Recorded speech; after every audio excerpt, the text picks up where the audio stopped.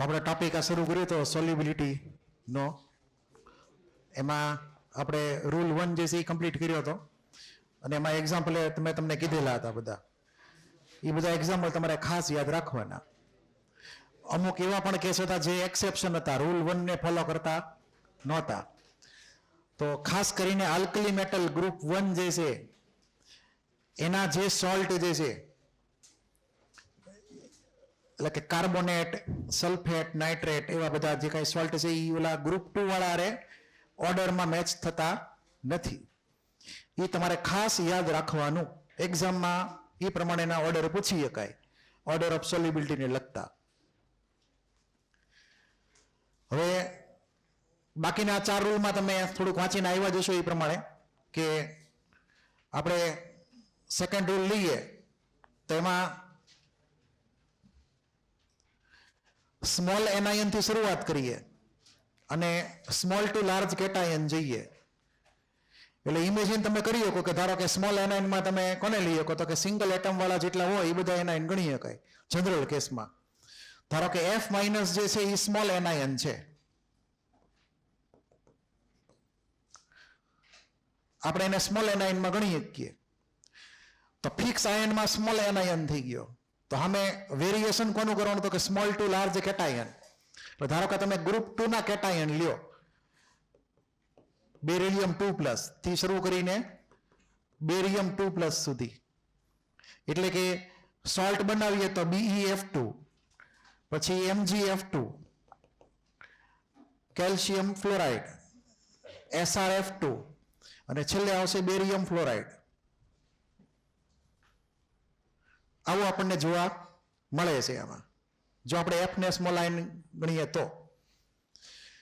હવે આ રૂલ પ્રમાણે જઈએ ધારો કે તો આપણે બેરિલિયમ થી શરૂ કરીને ક્યાં સુધી જઈશું? બેરિયમ બાજુ. બરાબર? તો એઝ પર ધ રૂલ ખાલી લખીએ તો આપણે અહીંયા જોઈએ છીએ કે difference in the radius increase થતી જાય ધીમે ધીમે. ફ્લોરિનની વેલ્યુ બહુ નાની છે શરૂઆતમાં, બેરિલિયમ એ બહુ નાનો કેટાયન છે. ધીમે ધીમે આગળ ગયા તો રેડિયસનો ડિફરન્સ એ વધતો ગયો. તો આપણે જો ટ્રેન્ડ ઇમેજિન ખાલી કરીએ એમને તો અહીંયા આર વધે છે, રેડિયસનો ડિફરન્સ, રેડિયસ ડિફરન્સ આરડી વધે છે. તો સોલ્યુબિલિટી ઇન્ક્રીઝ થવી જોઈએ જે રૂલ પ્રમાણે છે એ પ્રમાણે. હવે ખરેખર એવું થાય છે કે નહીં વેરીફાઈ કરવું પડે પાછું, કેમ કે આ બધા રૂલ કઈ દર વખતે કઈ સાચા પડે એવી ગેરંટી છે નહીં. આ ખાલી અંદાજ બાંધો. આની અરે બીજા બધા મલ્ટિપલ ફેક્ટરે પાછા કામ કરતા છે. તો આપણને આવો ટ્રેન્ડ મળ્યો આની પરથી કે બેરિલિયમ ફ્લોરાઇડ કરતા MgF2 વધારે સોલ્યુબલ, એની કરતા વધારે CF2 એની કરતા એ પ્રમાણે સમજીએ. હવે એકચ્યુઅલ ટ્રેન્ડ જોઈએ આપણે ગ્રુપ 2 ના ફ્લોરાઇડની અંદર. તો ગ્રુપ 2 ના ફ્લોરાઇડનો ટ્રેન્ડ તમે જુઓ. આમાં સોલ્યુબિલિટી ઇન્ક્રીઝ થાય છે ખરા ખરેખર? અને કોઈ એક્સેપ્શન તમને દેખાય છે એમાં? એક્સેપ્શનમાં શું આવ્યું? શરૂઆતના 4 જે છે બેરિલિયમના કાઢી નાખો તો એનો ટ્રેન્ડ જે છે ઇન્ક્રીઝિંગ સોલ્યુબિલિટી વાળો હતો. બરાબર?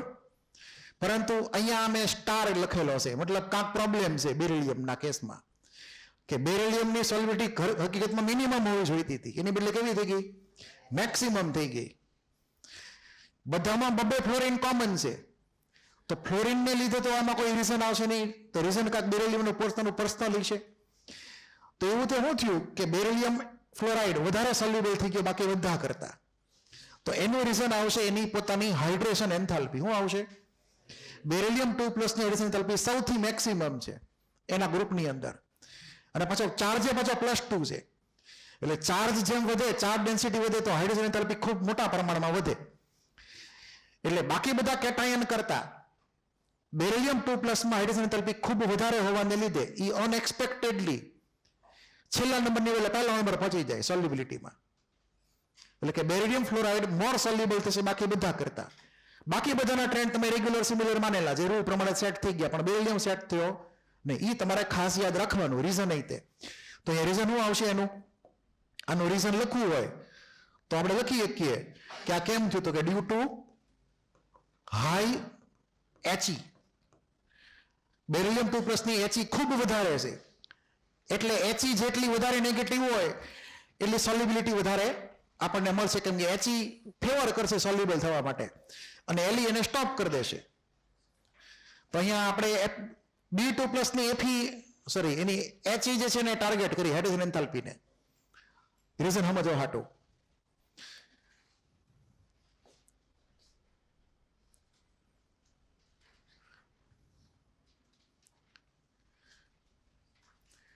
તો એમાં આપણે સ્મોલ એનાઇન ને ફિક્સ રાખ્યો તો રૂલ 2 થઈ ગયો એક પ્રમાણે. હવે જો રૂલ 2 ના બીજા કોઈ એક્ઝામ્પલ એમાં તમને દેખાય છે ક્યાંય લિસ્ટ જુઓ. રૂલ 2 ના કોઈ બીજા એક્ઝામ્પલ એમાં કઈ લખેલ જ જોવો, મારું બાજુ રૂલ લખેલો હશે તો વાંચો, એમાં તમને કઈ દેખાય છે રૂલ કે હે ઓક્સાઇડમાં? હા, આ કોઈ રૂલ 2. તો આ હાઇડ્રોક્સાઇડ છે ગ્રુપ 2 ના. ગ્રુપ 2 ના હાઇડ્રોક્સાઇડમાં ધ્યાન થોડુંક આપજો, ઇમ્પોર્ટન્ટ છે. મેં તમને ઓલું ઓફિશિયલ ક્લાસિફિકેશન કીધું હતું, સ્મોલ એનાઇન કોને કહેવાના, લાર્જ એનાઇન કોને કહેવાના. એમાં આપણે એ વાત થઈ હતી કે જેટલા શું કહેવાય સિંગલ એટમ વાળા હોય ને સ્મોલ એનાઇન માનવાના, અને બાકી બધાને કેવા માનવાના? લાર્જ એનાયન, મલ્ટી એટમિક ને. હવે આપણી આગળ ઓપ્શન છે કે OH- ને કેમાં ગણવો એ પ્રમાણે. તો OH- જે છે એમાં ઓક્સિજન ને હાઇડ્રોજન એ બે જ એટમ છે. એમાં H તો હાવ ઝીણકો કેવો છે, H+ ના ફોર્મમાં છે, એટલે H- ના ફોર્મમાં નથી. અને ઓક્સિજન ઉપર -1 ચાર્જ જ છે, એટલે OH- કે એટલો બધો મોટો આયન થયો નહીં. બરાબર? તો અહીંયા આપણે એની માટે એક એક્સેપ્શન રાખી મૂકીએ OH- માટે, કે એને આપણે સોલ્યુબિલિટી ટ્રેન્ડ પૂરતો એને નાનો એનાયન ગણી શકીએ, કેમ કે એની પોતાની સાઇઝ કમ્પેરેટિવલી બીજા બધા કરતા ઘણી બધી નાની જ છે. OH- is not very large anion, H is very small atom, અને ઓક્સિજન એ પ્રમાણે બીજો એક એટમ છે સેકન્ડ પીરિયડનો. તો આપણે એક્સેપ્શનમાં ધ્યાન રાખશું કે OH- આપણે સ્મોલ એનાયન ગણશું. શું ગણશું? સ્મોલ એનાયન ગણશું, એક્સેપ્શનને લીધે, એના સ્મોલ સાઇઝને લીધે. અને એમાં સોલ્યુબિલિટી માટે એને ગણવાનો નાનો આયન ફોર સોલ્યુબિલિટી. તો આપણને ટ્રેન્ડ જે છે એ થોડોક ઇઝીલી યાદ અથવા સમજી શકાય. તો આપણે એ પ્રમાણે જો ટ્રેન્ડ લઈએ કે OH- ને સ્મોલ એનાયન માની લીધો આપણે, તો આગળ જે રૂલ 2 લખ્યો તો એ પ્રમાણે તમે જોશો તો ધીમે ધીમે કેટાયનની રેડિયસ વધતી જાય. બેરિલિયમ 2+ થી આગળ જાઓ તો બેરિયમ 2+ આપણને મળે. તો રેડિયસનો ડિફરન્સ વધતો જાય તો સોલ્યુબિલિટી વધવી જોઈએ, અને એ આપણને પરફેક્ટ ઓર્ડર મળે છે. Perfect order. એમાં બેરિલિયમ હાઇડ્રોક્સાઇડ આગળ વધી શકતો નથી ફર્સ્ટ નંબરે. બરાબર? એ ખાસ તમે યાદ રાખજો, કેમ કે બેરિલિયમ હાઇડ્રોક્સાઇડ એમ્ફોટેરિક થઈ ગયો. કેવો થઈ ગયો? એમાં વધારે કોવેલેન્ટ કેરેક્ટર આવી ગયું. OH- એટલો બધો ઇલેક્ટ્રોન હાચવી નહીં, ઇલેક્ટ્રોન આપી દે ફટાફટ. એટલે કે પોલરાઇઝેબિલિટી OH- થોડીક વધારે છે, જેથી કરીને એના જે કંપાઉન્ડ બંધ થોડાક વધારે બેરિલિયમ માટે કોવેલેન્ટ હોય, એટલા માટે થોડોક ઓછો બેઝિક થયો, એટલે કે એમ્ફોટેરિક થઈ ગયો. તો એનું આયનીકરણ ઓછું, સોલ્યુબિલિટી ઓછી થાય નહીં પ્રમાણે બાકી બધા કરતા. તો હાઇડ્રોક્સાઇડમાં કોઈ એક્સેપ્શન નથી બેરિલિયમ વાળું. લાસ્ટ નંબર જ છે બેરિલિયમ હાઇડ્રોક્સાઇડ માટે. તો રૂલ 2 ને એ પરફેક્ટલી ફોલો કરે છે. હવે તમે ગ્રુપ 1 માં જાઓ, આને આપતે હાઇડ્રોક્સાઇડ જો ગ્રુપ 1 ની અંદર, એમાં તમને સેમ ટ્રેન્ડ મળશે. તો અહીંયા હાઇડ્રોક્સાઇડના કેસમાં તેમજ ફ્લોરાઇડના કેસમાં આઈ થિંક વેરીફાઈ કરો તો એ જ છે ને. જો ફ્લોરાઇડ સ્મોલ એનાયન, બરાબર, રૂલ 2, અને પછી હાઇડ્રોક્સાઇડ OH- સ્મોલ એનાયન લઈ લીધો આપણે એને. તો આ બંનેમાં ઓર્ડર જે આવ્યા ગ્રુપ 1 વાળાના અને ગ્રુપ 2 વાળાના કેવા છે? જો હરખા જ છે બે, કેમ કે બંનેમાં સ્મોલ એનાયન આપણે ઇમેજિન કરેલો છે. તો તમને એવો ક્વેશ્ચન પૂછે કે ભાઈ ગ્રુપ 1 ના ઓર્ડર ને ગ્રુપ 2 ના ઓર્ડર કયા કયા સિમિલર છે ને કયા કયા અલગ છે, એવો તમને MCQ બનાવીને પૂછી શકાય. એટલે તમારે એ ખાસ યાદ રાખવાનું કે ઓક્સાઇડ હોય કે હાઇડ્રોક્સાઇડ હોય કે પછી એ પ્રમાણે ફ્લોરાઇડ હોય, એમાં રૂલ 2 જે છે આપણે એપ્લાય કરીએ તો આપણને એમાં બંનેમાં ગ્રુપ 1 ને ગ્રુપ 2 બંનેમાં સિમિલર ટ્રેન્ડ મળે છે, સિવાય કે ફ્લોરાઇડમાં ખાલી BF2 પહેલા નંબરે આવે છે સોલ્યુબિલિટીમાં ડ્યુ ટુ એક્સેપ્શન. જ્યારે એવું બેરિલિયમ હાઇડ્રોક્સાઇડમાં થઈ શકતું નથી, અહીંયા જે હતું એ પ્રમાણે. એટલે તમારે ગ્રુપ 1 ને ગ્રુપ 2 બેને હામે કમ્પેર કરતા જવાના દર વખતે, કેમાં અલગ પડે ને કેમાં ઇઝીલી ડાયરેક્ટલી થઈ લખીએ કાંઈ એમ પ્રમાણે. પછી તો રૂલ 2 નું એક્ઝામ્પલ કમ્પ્લીટ. પછી રૂલ 3 જે હતો એ પ્રમાણે જોઈએ તો અહીંયા લાર્જ કેટાયન છે ફિક્સ કરેલો, લાર્જ કેટાયન ફિક્સ કરી દીધો. ધારો કે સીઝિયમ, સીઝિયમ કેમાં ગણવાનો? લાર્જ કેટાયનમાં. પછી સ્મોલ માંથી લાર્જ એનાયનમાં જતા જઈએ, બરાબર છે? સ્મોલ થી લાર્જ એનાયન જતા જઈએ એટલે કે ઇમેજિન કરો આવો ટ્રેન્ડ એક સિમિલર. ધારો કે સીઝિયમ ફ્લોરાઇડ, સીઝિયમ બ્રોમાઇડ, ના વચ્ચે ક્લોરીન ખવાઈ ગયો, બહુ ઘરી.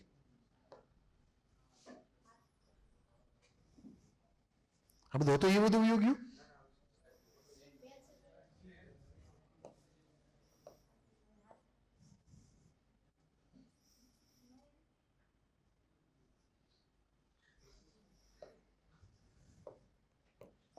તો CsCl, CsBr અને CsI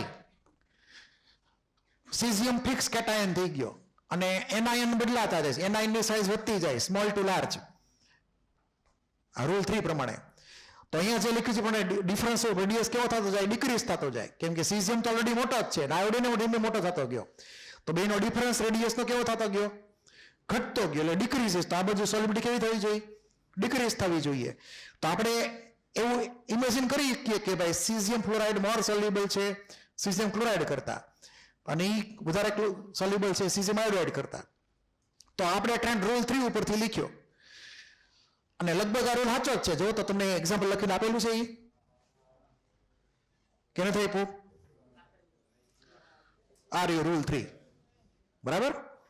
તો અહીંયા હેલાઇડની અંદર આપણે FCl BR બધાને લીધા અને એમાં સીઝિયમને ફિક્સ કરીને આપણે આન્સર વર્કઆઉટ કર્યો રૂલ 3 પ્રમાણે. હવે ખાસ બીજું એક વસ્તુ યાદ રાખવાનું છે તમારે કે હકીકતમાં આ સીઝિયમ આયોડાઇડ છે જે ગ્રુપ 1 નો સોલ્ટ ગણાય, આયોડાઇડ સોલ્ટ, ઈ ટોટલ જે 20 સોલ્ટ બની શકે ગ્રુપ 1 અને ગ્રુપ 17 વચ્ચે, એ 20 સોલ્ટમાંથી સૌથી ઓછી સોલ્યુબિલિટી જે હોય એવા 2 સોલ્ટમાં આવે છે. તમારે યાદ એટલું રાખવાનું કે 2 એવા સોલ્ટ છે કે જેની સોલ્યુબિલિટી મિનિમમ છે, LiF અને CSI. આ 2 મિનિમમ સોલ્યુબિલિટી વાળા છે આખા હેલાઇડમાં, આખા આલ્કલી મેટલના હેલાઇડમાં. તમને એનું રીઝન પૂછે કે શા માટે સીઝિયમ આયોડાઇડની સોલ્યુબિલિટી બહુ ઓછી છે, તો અહીંયા આપણે એ પ્રમાણે લખીએ કે ધ્યાન આપજો, ઇમ્પોર્ટન્ટ છે કે caesium iodide has very low solubility. એનું રીઝન તમને એક્ઝામમાં પૂછે તો કેટાઇન એનાઇન બંને ખૂબ મોટી સાઇઝના છે, અને જ્યારે કેટાઇન એનાઇન બંને ખૂબ મોટી સાઇઝના હોય ત્યારે HE જે છે, HE એની વેરી લો હોય છે બંને કેટાઇન એનાઇનની, બીકોઝ ઓફ લાર્જ સાઇઝ. અને HE લો હોવાને લીધે સીઝિયમ આયોડાઇડ જે છે એમાં HE મોર દેન LE થઈ શકતું નથી, એટલે સીઝિયમ આયોડાઇડની સોલ્યુબિલિટી હાવ ઘટી ગઈ કમ્પેરેટિવલી બીજા બધા આલ્કલી મેટલના હેલાઇડની કમ્પેરિઝનમાં. એટલે એનું આ રીઝન થઈ ગયું કે શા માટે સીઝિયમ આયોડાઇડ લો સોલ્યુબિલિટી ધરાવે છે, તો કે HE બહુ ઘટી ગઈ because of large size of caesium and iodine. એમાં આપણે લેટિસ એન્થાલ્પી વિશે કાંઈ લખવાનું નહીં, કેમ કે ઓગળવા માટે જવાબદાર કોણ છે? HE. તો HE ફેવર નથી કરતી, ટૂંકમાં મતલબ એવો થયો અહીંયા, કેમ કે HE ની વેલ્યુ બહુ ઓછી છે સાઇઝ મોટી હોવાને લીધે. પછી એવું ને એવું બીજું રીઝન આવશે LiF માં. તો LiF ની અંદર તમે સાઈડમાં રીઝન લખી નાખો. તો LiF શું કામ વેરી લો સોલ્યુબિલિટી ધરાવે? તો LiF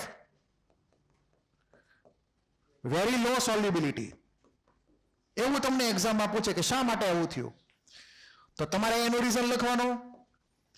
હવે LiF માં તમે જોશો તો +1 -1 અને R બહુ નાના છે એના, તો R પ્લસ સ્મોલ છે, R માઇનસ સ્મોલ છે, તો એની LE જે છે એ ખૂબ વધારે છે લેટિસ એન્થાલ્પીની ખૂબ વધી ગયેલી છે એના કેટાયન અને એનાયન બંને રેડિયસ નાની હોવાને લીધે.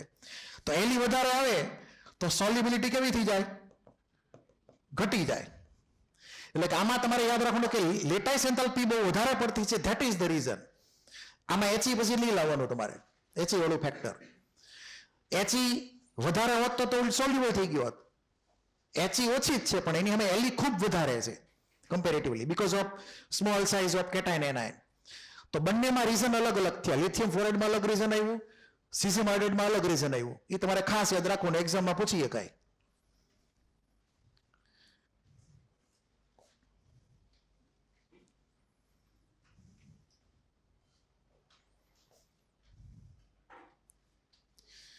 હવે આપણી આગળ માની લો કે રૂલ 4 લઈએ તો રૂલ 4 માં અમે લખ્યું હશે કે સ્મોલ કેટાયનને ફિક્સ કરી દેવાનો. તો Na પ્લસ ને કઈ બહુ મોટો કેટાયન એવડો મોટો છે નહીં કમ્પેરેટિવલી, થોડોક નાનો કેટાયન છે સીઝિયમની કમ્પેરિઝનમાં.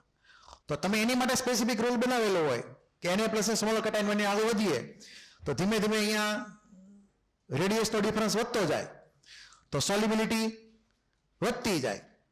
તો અહીંયા એ પ્રમાણે આપણને ટ્રેન્ડ અલગ મળે છે પાછો, NaF less than NaCl less than NaBr less than NaI. એટલે કે સોડિયમ આયોડાઇડ મોર સોલ્યુબલ થઈ ગયો NaF કરતા, કેમ કે રેડિયસનો ડિફરન્સ જે છે એ વધતો ગયો તો સોલ્યુબિલિટી વધી ગઈ. અહીંયા Na પ્લસની રેડિયસ અને F માઇનસ રેડિયસનો ડિફરન્સ, અને ત્યારબાદ આ બેનો ડિફરન્સ Na અને I નો ડિફરન્સ. તો ડિફરન્સ વધે તો સોલ્યુબિલિટી વધે, એ તમારે ખાસ યાદ રાખવાનું. તો એ મુજબ અહીંયા રૂલ 4 પ્રમાણે આન્સર આપણને મળી ગયો ઓર્ડર ઓફ સોલ્યુબિલિટીનો. હવે તમને ગ્રાફ ડ્રો કરવાનો આપણે પૂછે કે આપણે થોડીક વાર પહેલા હમણાં વાત કરી હતી અહીંયા કેવા ચેન્જીસ આવે બાજુમાં. આ ચેન્જીસને આધારિત ગ્રાફ ડ્રો કરવાના થાય. આપણે રૂલ 1 નો ગ્રાફ ડ્રો કરી નાખ્યો હતો, તો માની લો કે હવે રૂલ 2 નો ગ્રાફ ડ્રો કરવાનો થાય. એમાં શું લખ્યું છે? Le decreases faster. Le શું થાય છે? decrease faster compared to He.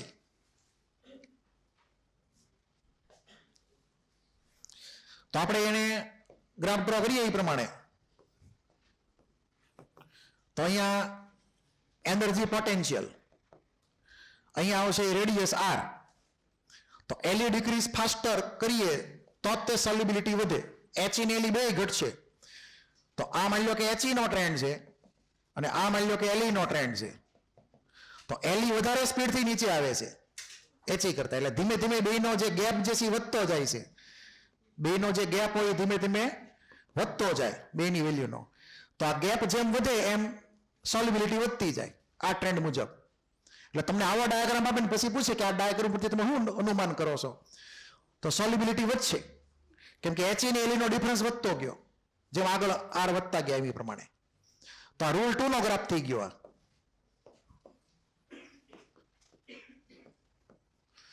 પછી રૂલ 3 માં તો ડિક્રીઝ થતી હતી સોલ્યુબિલિટી. તો He ડિક્રીઝિસ ફાસ્ટર. તો ખાલી નામ ચેન્જ કરી નાખવાના, ખાલી આમથી આમ.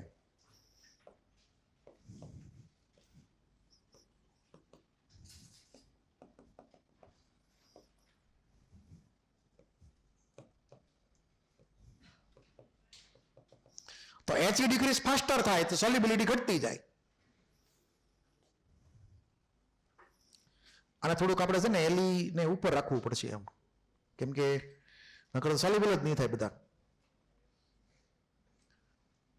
અરે રે કેમ આવું થાય છે?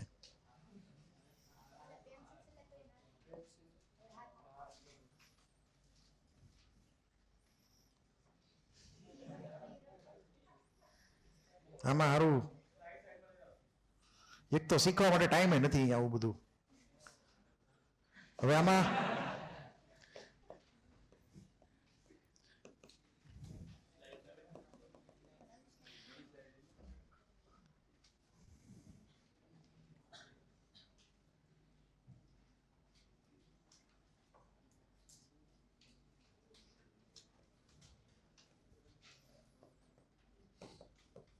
આમ તમે સમજી શકો કે He decreases faster, Le decreases slowly.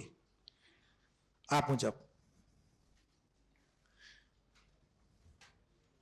એટલે આવા તમને કાંઈક સેમ્પલ ગ્રાફ આપેલો તો સેમ્પલ ગ્રાફ ઉપરથી આપણે અનુમાન કરીએ કે કેવી રીતે ટ્રેન્ડ હશે જો એવી રીતે પૂછે તો ક્વેશ્ચન.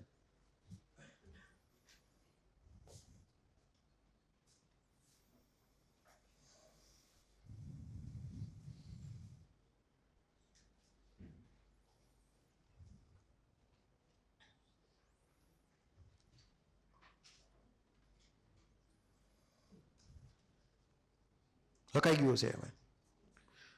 હવે આ બધી વાત આપણે પૂરી કરી બધા ઓક્સાઇડની ફ્લોરાઇડની. તો તમારે યાદ રાખવાનું કે ગ્રુપ 1 ને ગ્રુપ 2 માં ઓક્સાઇડમાં અને બધામાં કેવી રીતે કમ્પેરિઝન છે. એક્ઝામમાં આના પ્રશ્નો હશે એ પ્રમાણે.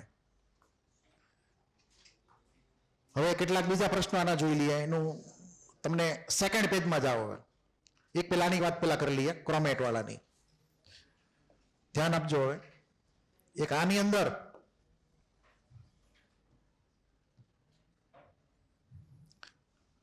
આ પરક્લોરેટ લખેલા છે બધા. પરક્લોરેટ એટલે ClO4 - 1 આયન થાય.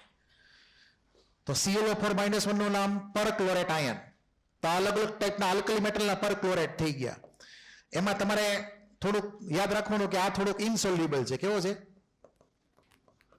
અથવા સ્પેરિંગલી સોલ્યુબલ છે. માંડ ઓગળે છે. તો એની પછીનો તો એનથી ઓછા ઓગળતા હોય છે ને બધા, બરાબર? તો અહીંયા LiClO4 ની સોલ્યુબિલિટી વધી ગઈ NaClO4 કરતા. આ રૂલ 1 હતો આઈ થિંક, કે લાર્જ એનાયન હોય ને કેટાયન ધીમે ધીમે સાઇઝ વધારતા જઈએ, બરાબર? તો રેડિયસનો ડિફરન્સ ઘટતો જાય તો સોલ્યુબિલિટી ઘટે. એ પ્રમાણેનો ટ્રેન્ડ હતો. એમાં આ થોડોક ઓછો સોલ્યુબલ છે પોટેશિયમ પરક્લોરેટ. ત્યારબાદ બીજી આ ખાસ તમારે યાદ રાખવાનું ડાયક્રોમેટના કેસમાં, કે સોડિયમનો ડાયક્રોમેટ વધારે સોલ્યુબલ છે પોટેશિયમ ડાયક્રોમેટ કરતા. 12માં ફેક્ટ અલગથી પાછું આવશે ડી બ્લોકના ચેપ્ટરની અંદર. Very very important for exam. પછી બાયકાર્બોનેટમાં પાછું યાદ રાખવાનું છે. આમાં જો ક્યાંય જગ્યાએ તમને લિથિયમ નથી લખી આપ્યો આ લિસ્ટની અંદર, કે લિથિયમ કાર્બોનેટ સોલિડ સ્ટેટમાં એક્ઝિસ્ટ કરતો નથી. તમે એને સેપરેટ કરી જ ન શકો લિથિયમ બાયકાર્બોનેટને સોલિડ સ્ટેટમાં. એ તરત ડિકમ્પોઝ થઈ જાય, વિઘટન પામે જેવો સેપરેટ કરવા જાવ એટલે.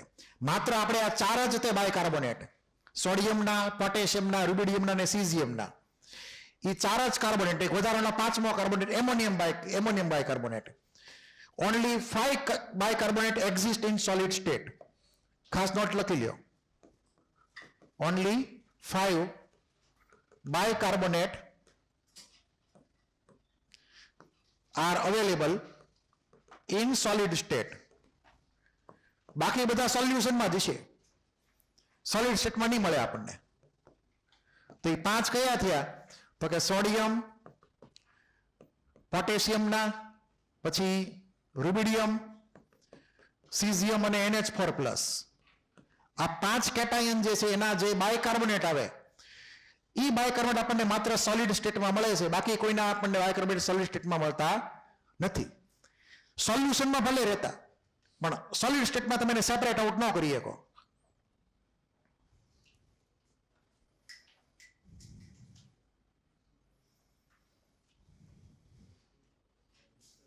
આ ખાસ યાદ રાખજો. કોનું? એનો કોઈ ખાસ રીઝન ક્યાં આપ્યું નથી, કાંઈ એનો કોઈ સ્પેસિફિક રીઝન નથી, પણ આ ફેક્ટ છે આ, કે આ બધા જ સેપરેટ થઈ શકે એમ છે.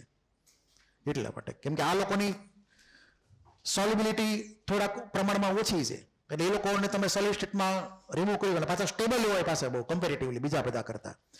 બીજા બધાના બાયકાર્બોનેટ હાઈલી અનસ્ટેબલ હોય, આ થોડાક વધારે સ્ટેબલ છે, એને થોડુંક વધારે ગરમ કરવું પડે ત્યારે ડિકમ્પોઝ થાય. એટલા માટે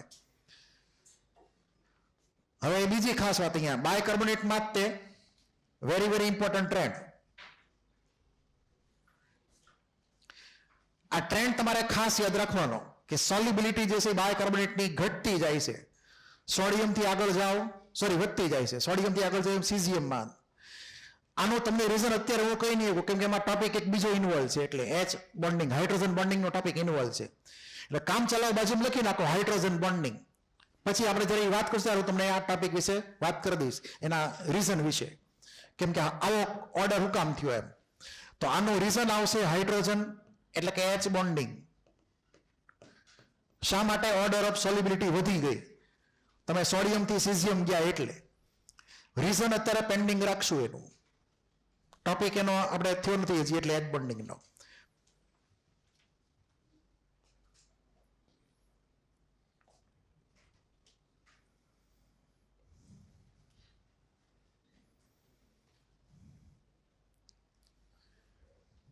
લખાઈ ગયું?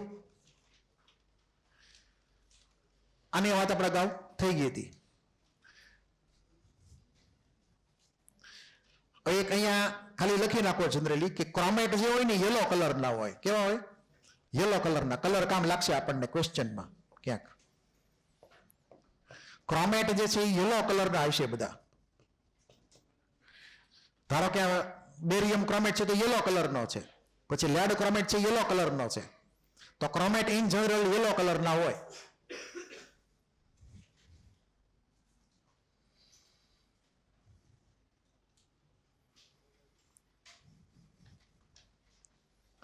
અને યલો કલર જે છે એ CrO4 ક્રોમેટ આયનને લીધે છે, નહીં કે બેરિયમ આયન, સ્ટ્રોન્શિયમ કે કેલ્શિયમ આયન.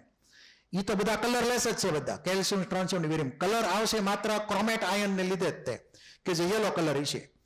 એ તમારે ખાસ યાદ રાખો. ટૂંકમાં જેટલા તમે ક્રોમેટ આગળ જતા જોશો એ બધા ડિફોલ્ટ યલો કલરના હશે. એના શેડ ફરતા રહેશે, ડાર્ક ને પેલ ને એ પ્રમાણે. બીજું કઈ ખાસ ચેન્જ નહીં આવે એમાં. હવે ટિપિકલ ફેક્ટની વાત કરી લઈએ. તમને નેક્સ્ટ પેજમાં બધા ટિપિકલ ફેક્ટ લખીને આપેલા હશે અને તમે વાંચીને થોડાક આવ્યા હશો, લખીને આવ્યા હશો. આ ખાસ યાદ રાખશો. આગળનું જે પહેલું પેજ હતું એમાં જે કાંઈ સમરી હતી એનું ફાઇનલ આઉટપુટ આ છે. એમાંથી શક્ય એટલા બધા જ ટાઈપના ક્વેશ્ચન્સ મેં થિયરી પોર્શનમાં લખેલા છે, કેવી રીતે પૂછાય કે એમ. એટલે બધું ક્લાસિફિકેશન વખતે કરેલું છે. સોલ્ટ ઓફ ગ્રુપ 2 કે જેમાં બેરિલિયમના સોલ્ટ મોર સોલ્યુબલ હોય બાકી બધા કરતા. એવા કયા કયા સોલ્ટ છે? મોટા ભાગના સોલ્ટ. આ લિસ્ટમાં જો બધા મોટા ભાગના સોલ્ટ આવી ગયા ગ્રુપ 2 વાળાના. કોણ નો આવ્યું?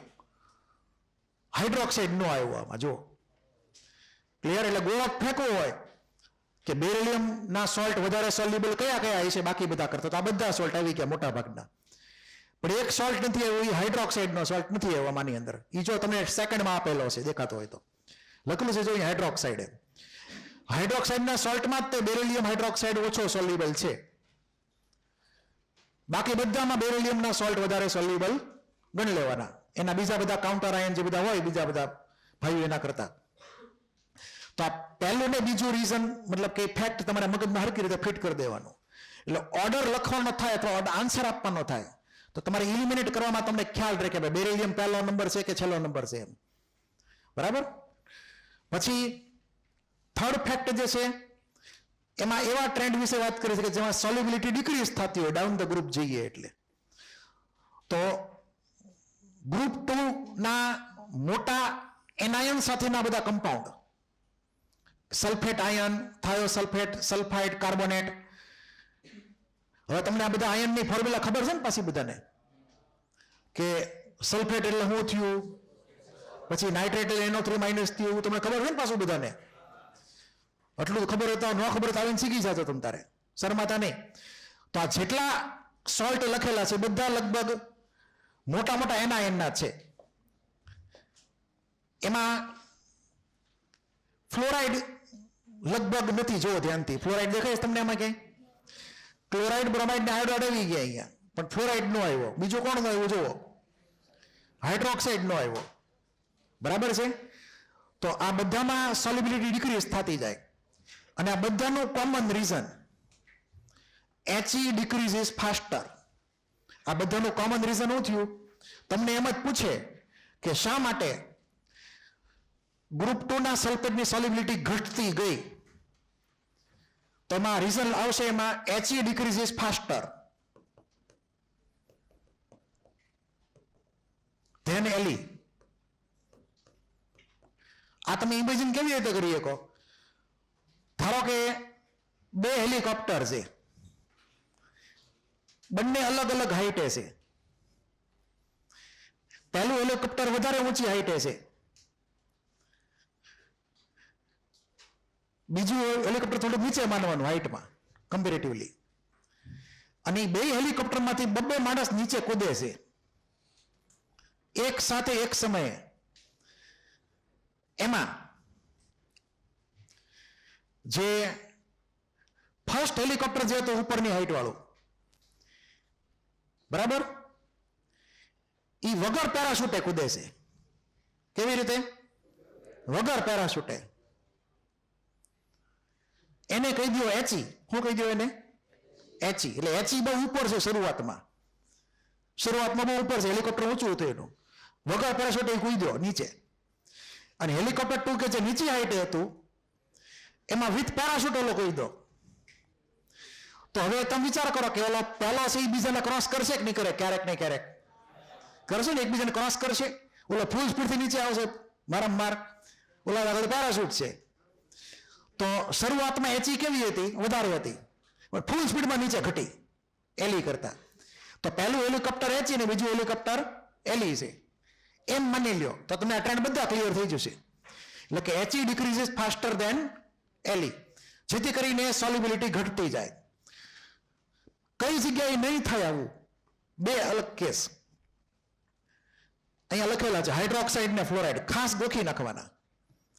અને એક હજી એમાં છે ઓક્ઝેલેટ, પાછું ત્રીજું. આ ત્રણ તમે યાદ રાખી લો, તમારો બેડો પાર થઈ જાય સોલ્યુબિલિટીમાં. એના ક્વેશ્ચન જે કાંઈ ગમે આવે તમને ટૂંકમાં તમારે થોડું ગોખવું પડશે સમજીને, પણ તમને એનો એસાઇનમેન્ટ મળી જશે સોલ્યુબિલિટી, ત્યારે તમને વધારે ક્લિયર થશે કે ક્વેશ્ચન કેવી રીતે હોય એમ ટૂંકમાં એમ. પણ આ તમારે ખાસ યાદ રાખવાનું આવી રીતે. એમાં ફ્લોરાઇડમાં તમને ખબર છે કે BeF2 એક્સેપ્શનલી થોડોક વધારે સોલ્યુબલ છે બીજા બધા કરતા. અને ઓક્ઝલેટમાં તે બેરિલિયમ ઓક્ઝલેટ થોડોક વધારે સોલ્યુબલ છે બીજા બધા એના કેટાયન કરતા. અધરવાઇઝ સોલ્યુબિલિટી શું થાય છે? ઇન્ક્રીઝ થાય ડાઉન ધ ગ્રુપ. પણ બેરિલિયમ ના બંને ફ્લોરાઇડ ને ઓક્ઝલેટ એ વધારે સોલ્યુબલ છે બાકી બધા કરતા. ખાલી હાઇડ્રોક્સાઇડમાં જ તે એ થોડોક સૌથી લાસ્ટમાં છે બેરિલિયમ. તો આ એક ઇમ્પોર્ટન્ટ ડેટા હતો જે તમારે યાદ રાખવાનો છે. પછી સોલ્ટ ગ્રુપ 1 ના લઈએ, ગ્રુપ 1 ના બધા મેટલ આયન લઈએ, તો એમાં સોલ્યુબિલિટી વધે એવા કયા કયા છે? તો કે સોલ્યુબિલિટી વધેમાં આખું લિસ્ટ તમને આપેલું છે અલગથી. આ તમારે વેરીફાઈ કરવાનું છે, ઓલા પણ જે લખ્યું છે ને એની હારે, શરૂઆતના પેજ 1 ની હારે. અને આ ખાસ ગોખી નાખવાનું. તો મોટા ભાગના તમે જુઓ તો સોલ્યુબિલિટી ઇન્ક્રીઝ જ થાય દરેકમાં.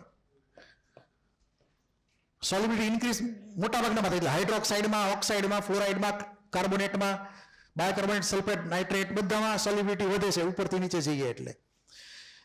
આ ટ્રેન્ડ ગ્રુપ 2 કરતા ઊંધો છે, સિવાય કે આ ઓક્સાઇડ ને હાઇડ્રોક્સાઇડ.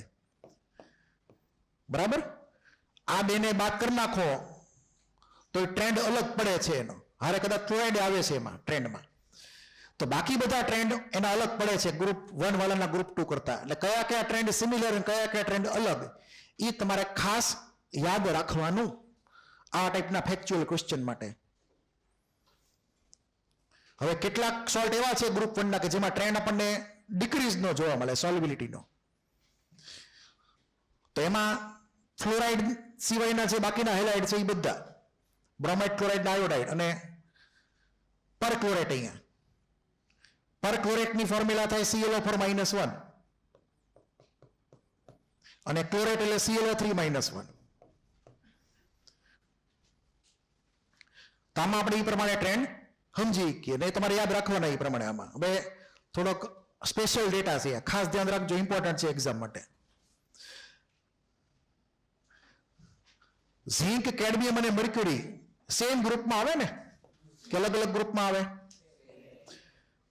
સેમ ગ્રુપમાં આવે છે. ઝીંક થી કેડમિયમ જાય, કેડમિયમ થી મર્ક્યુરી જાય, તો રેડિયસમાં ઇન્ક્રીઝ ખાસ એટલો થતો નથી કોઈ રીતે, હાવ મામૂલી ચેન્જ છે.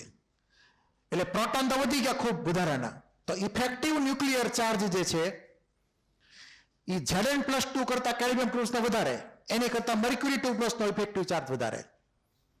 જેથી કરીને એનો જે પોલેરાઇઝિંગ પાવર આવે એ Hg2+ તો મેક્સિમમ આવશે. અને મેક્સિમમ પોલેરાઇઝિંગ પાવર થાય તો કોવેલન્ટ કેરેક્ટર એના સોલ્ટનું મેક્સિમમ હોય. એટલે કે HgCl2 એ કોવેલન્ટ થઈ ગયો, જ્યારે ઝિંક ક્લોરાઇડ આયોનિક થઈ ગયો.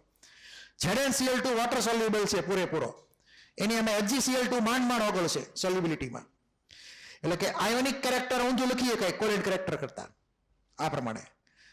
તો આયોનિક કેરેક્ટરની હારે હારે એનો ઓર્ડર થઈ ગયો ને હારે એની સોલ્યુબિલિટી થઈ ગઈ હારે હારે. પછી એ એડ કરી દો સાઈડમાં, નહોતું લખેલું એટલે આ સોલ્યુબિલિટી થઈ ગઈ એની.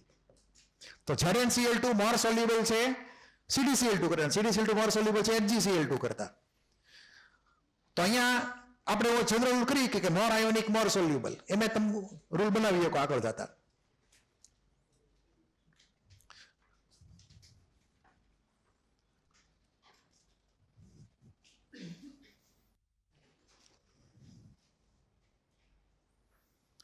હવે અહીંયા બધા અલગ અલગ સ્પેશિયલ કેસ આપેલા છે જેમાં કોમન રૂલ બધામાં યાદ રાખવાનો, મોર આયોનિક મોર સોલ્યુબલ, બીજું કઈ વિચારવાનું નહીં આમાં. આ એક્ઝામ્પલ મગજમાં ફિટ કરી દેવાના. મોડ્યુલમાં અલગ અલગ જગ્યાએથી અથવા તો અલગ અલગ સોર્सेसમાંથી બધા ભેગા કરીને તમને આપી દીધા. આની 12 ક્વેશ્ચન નહીં જાય બને ત્યાં સુધી. આપણે આમાં જ રમવાનું છે, આ ઝેરોક્સની અંદર જ તે. આની 12 લગભગ ક્વેશ્ચન જતા નથી, બધું કવર કરી લીધું છે. એટલે કદાચ જાય તો પછી કેમેસ્ટ્રી છે, એટલે કોક તો ક્વેશ્ચન કોક જાય જ તે બાર એમ. તો આ બધામાં તમે ધ્યાનથી જુઓ તો પહેલી આઈટમ ધ્યાનથી લ્યો, silver fluoride, silver chloride, bromide, iodide. Apply કરો ફજાન રૂલ. તો ફજાન રૂલ પ્રમાણે જુઓ તો એજીએફ આયોનિક થયો કે કોવેલેન્ટ થયો? બાકી બધા કરતા આયોનિક થઈ ગયો, અને મોર આયોનિક મોર સોલ્યુબલ. ક્લિયર? એ પ્રમાણે દરેકમાં રૂલ એપ્લાય કરવાનો, દરેકમાં ફજાન એપ્લાય કરવાનો, ચેક કરવાનો કે કોણ વધારે આયોનિક છે. તો લેડના ફ્લોરાઇડ વધારે આયોનિક હોય, ક્લોરાઇડ, બ્રોમાઇડ, આયોડિક કરતા, તો મોર સોલ્યુબલ. બધામાં સેમ રીઝન.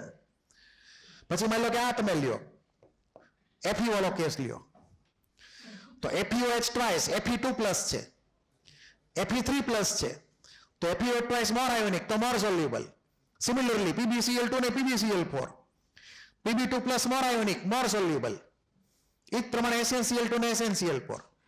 તો આ જેટલા રીઝન છે દરેકમાં આયોનિક વાળો રૂલ એપ્લાય થશે. હમણાં જ આપણે આની વાત કરી નાખીએ હમણાં કે મોર આયોનિક મોર સોલ્યુબલ એ પ્રમાણે. બરાબર? આ ટ્રેન્ડ જે છે એ થોડોક અલગ છે. બાજુમાં લખેલું શોર્ટ એનાલિસિસ, એ વખતે સમજવાનું થાય. અત્યારે કઈ ખાસ એની કઈ જરૂર છે નહીં, આ ટ્રેન્ડ કઈ રીતે હોય. પણ એટલું તમે કહી દઉં કે સોડિયમ સલ્ફાઇડ કમ્પ્લીટલી સોલ્યુબલ છે પાણીમાં. કેવો છે? સોલ્યુબલ છે. ઝિંક સલ્ફાઇડ ને CuS ઇનસોલ્યુબલ છે. સાઈડમાં લખી નાખો, આ બે ઇનસોલ્યુબલ.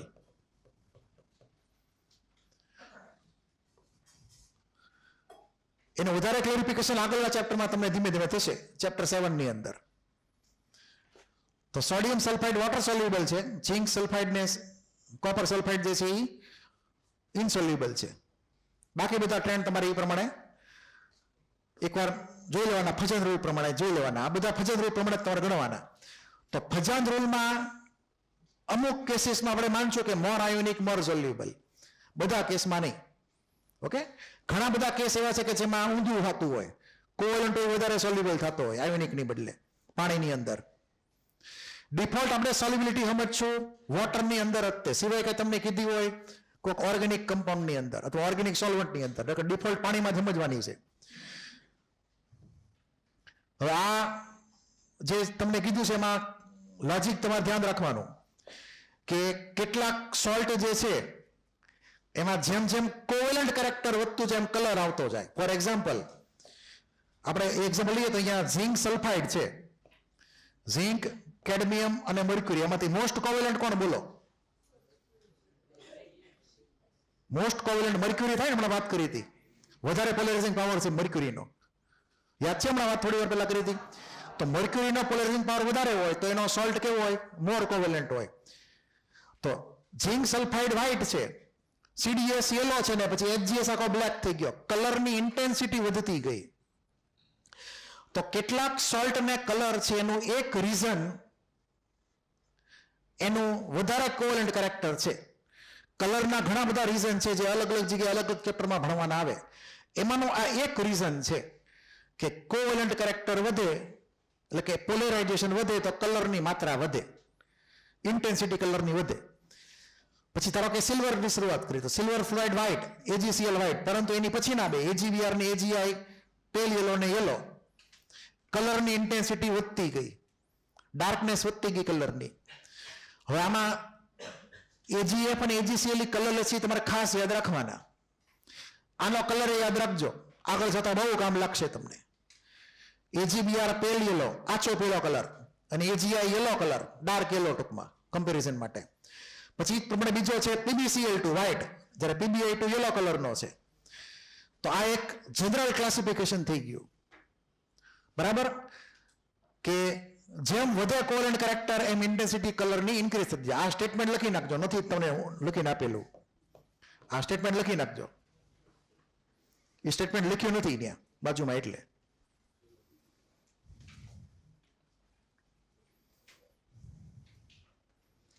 તમને જેડબલ્યુમાં સીધા કલરે પૂછી શકે કે આમાંથી કેટલા બ્લેક કલરના છે, કેટલા યલો કલરના છે, કેટલા કલરલેસ છે. કેમ કે આ બધું આપણે આગળ જતા એક ટોપિક આવશે સોલ્ટ એનાલિસિસ, એની અંદર બધું ભણવાનું આવશે પછી ફરીવાર કલર બલર બધું. એટલે તમારે કલર અત્યારથી ધીમે ધીમે યાદ રાખતા તો વધારે ફાયદો થશે એનો.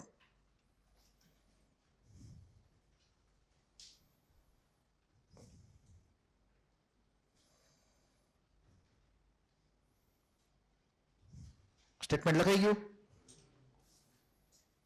હવે આ ખાસ વાંચો, ઇમ્પોર્ટન્ટ છે એક્ઝામ માટે.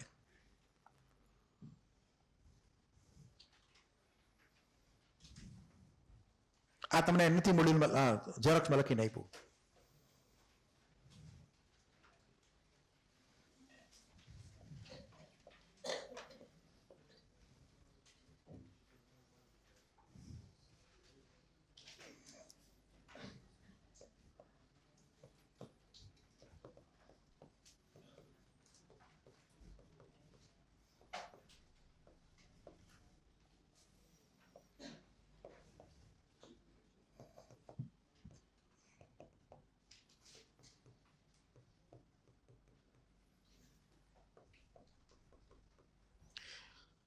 હવે આમાં પોઈન્ટ નંબર 3 જુઓ કે જો કોઈ કેટાઇનના બ્રોમાઇડ કલર વાળા હોય, આ કેટાઇનનો બ્રોમાઇડ સિલ્વરનો બ્રોમાઇડ છે AgBr, એને પોતાને કલર છે, તો એની પછી જે નેક્સ્ટ આવશે આયોડાઇડ, એને કન્ફર્મ કલર હશે જ, તેને હોય 100% કલર હશે એને, બરાબર? કેમ કે એની કરતા વધારે કોવેલેન્ટ થવાનો છે. એટલે AgBr જો થઈ ગયો કલર વાળો, તો એની પછીના જેટલા આગળ આવશે બધા કલર વાળા હશે. આગળ વાળાની ગેરંટી નહીં, જે શરૂઆતમાં હોય એની ગેરંટી નહીં, એ ગમે હોય કે, પણ આપણે એની પછીનાની વાત કરવાની છે કે જે મોર કોવેલેન્ટ હોય. એટલે AgBr માની લો કે કલર વાળો થયો તો એની પછીનો કલર Ag એનો થઈ જ ગયો કન્ફર્મ. એટલે પોઈન્ટ નંબર 3 તમને એવું સમજાવે છે. પછી માની લો કે આ કલરલેસ હોત, શું હોત? તો આની ગેરંટી નહીં કે કલરલેસ હશે જ તે, એને કલર હોય તે ન હોય, બે ઓપ્શન છે. પણ AgBr ને કલર હતો એની પછી કલર આવે જ તે.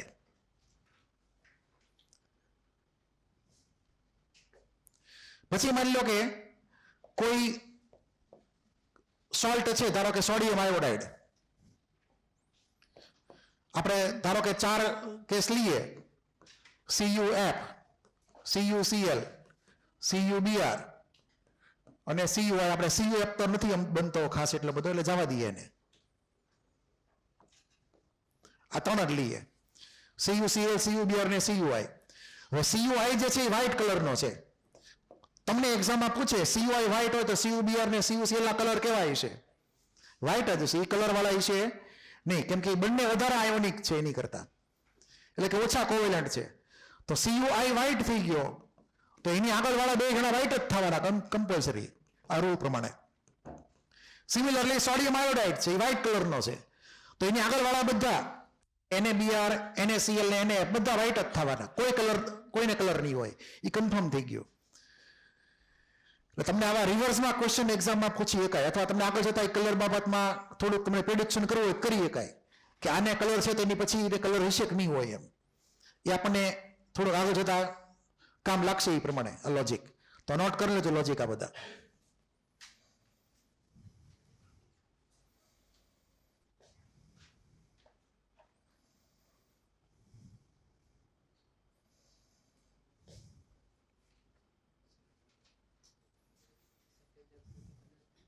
સેકન્ડ ચેપ્ટર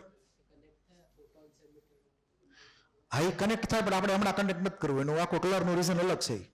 એ કેમિકલ બોન્ડિંગમાં ક્યાંક એનો ઉપયોગ આવશે આપણે જ્યારે એમો થિયરીની વાત કરશું ને ત્યારે. બાકી સોલ્ટમાં કલર આપણે બહુ કાંઈ ડીપ નથી જવાનો, એના રીઝન્સ ઘણા બધા છે. એટલે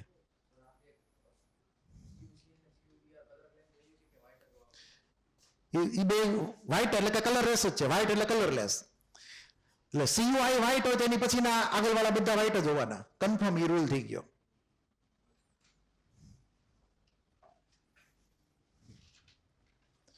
હું તમને આવા પ્રિડિક્શન બેઝ ક્વેશ્ચન પૂછી શકું કે કોઈ એક મેટલનો હેલાઇડ એટલે કે ક્લોરાઇડ ધારો કે કલર વાળો છે, તો બ્રોમાઇડ ને આયોડાઇડ ને કલર હશે કે નહીં હોય? બરાબર, એ મને પ્રિડિક્શન ટાઈપના ક્વેશ્ચન એક્ઝામમાં પૂછી શકાય. કઈ ગયું?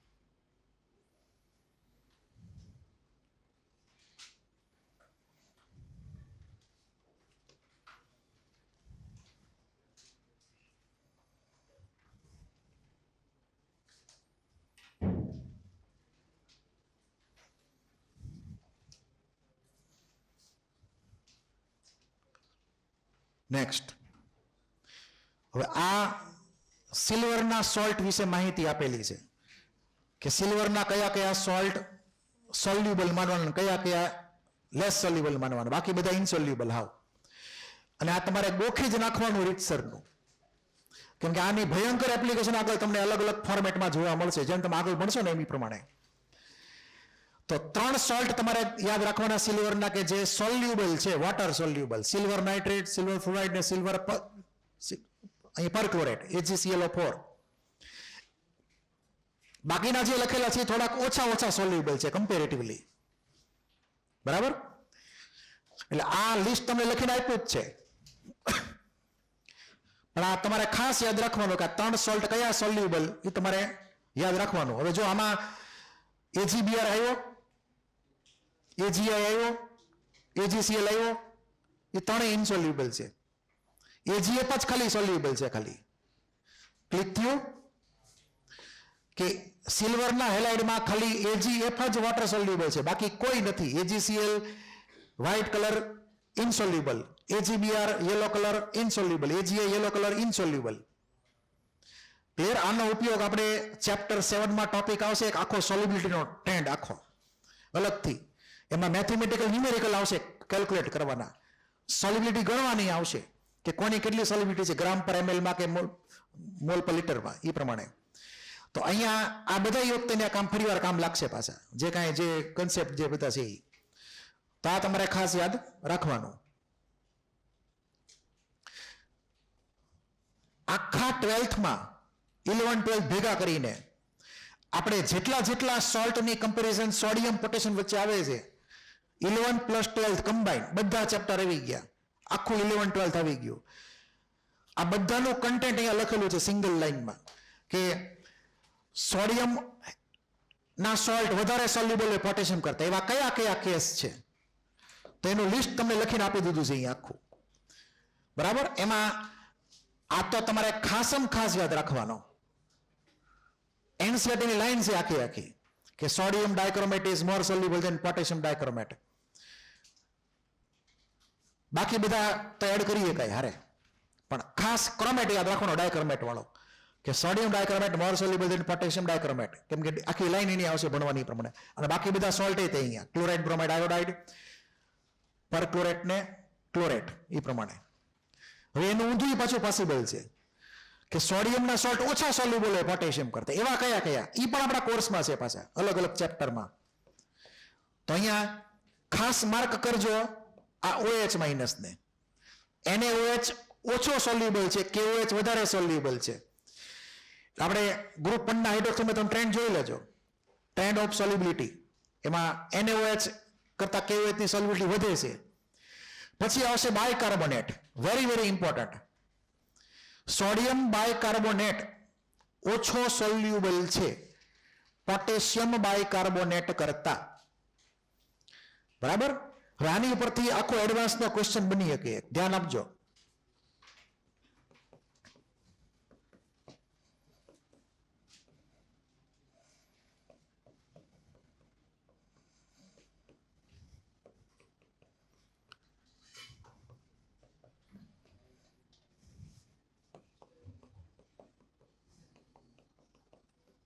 આવો તમને એક એક્ઝામમાં ક્વેશ્ચન પૂછે, ધારો કે સોડિયમ કાર્બોનેટનું ફોર્મેશન થઈ શકે, સોલ્વે પ્રોસેસ નામનો એક ટોપિક આવશે S બ્લોકની અંદર ભણવાનો, પરંતુ K2CO3 નો બનાવી કે સોલ્વ પ્રોસેસ એક પ્રોસેસ છે ડિટેલમાં જેમાં અલ્ટિમેટલી આપણને સોડિયમ કાર્બોનેટ મળશે છેલ્લે, પણ એની પ્રોસેસથી પોટેશિયમ કાર્બોનેટ બનાવી શકાતો નથી એવું તમને પૂછે. તમારે રીઝન યાદ રાખવાનું આ કાર્બોનેટ વાળું કે સોલ્યુબિલિટીનો ટ્રેન્ડ જે છે સોલ્યુબિલિટી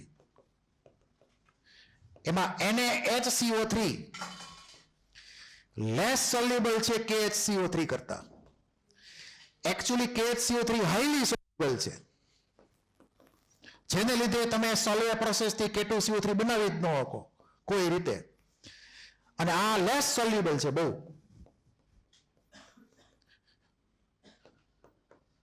એટલે એ પ્રોસેસ જ્યારે ભણવાની થાય તેમાં આ ફેક્ટ આપણને ઉપયોગી થશે કે શા માટે K2CO3 નથી બનાવી શકાતો પણ સોડિયમ કાર્બોનેટ બનાવી શકાય છે. એમાં તમારે આ રીઝન ખાસ યાદ રાખવાનું.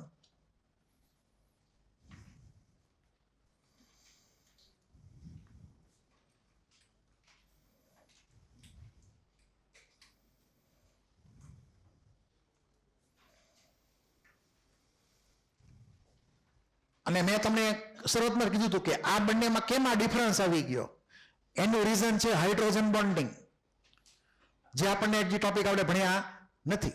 એટલે ટોપિક તમે ભણશો ત્યારે તમને ક્લિયર થઈ જશે કે શા માટે સોડિયમ બાયકાર્બોનેટ ખૂબ ઓછો સોલ્યુબલ છે પોટેશિયમ બાયકાર્બોનેટ કરતા.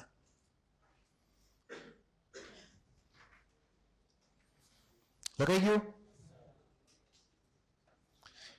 હવે આ પોઈન્ટ નંબર 10 રૂલ યાદ છે ને કે કોઈ એક પર્ટિક્યુલર સોલ્ટ લઈએ આપણે અને અલગ અલગ ડાઇલેક્ટ્રિક કોન્સ્ટન્ટ લઈએ સોલ્વન્ટના, તો Ki જે છે Ki એ તો પોતે આયોનિક કમ્પાઉન્ડ છે એક ટાઈપનો.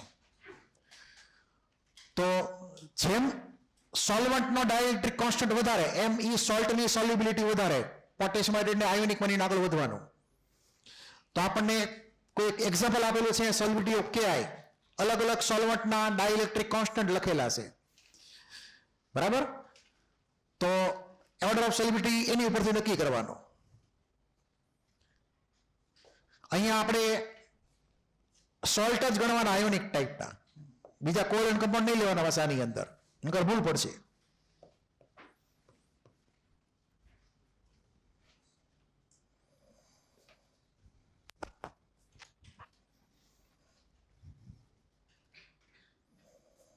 લખીને આપ્યું છે તમને ઓલામાં ઝેરોક્સમાં?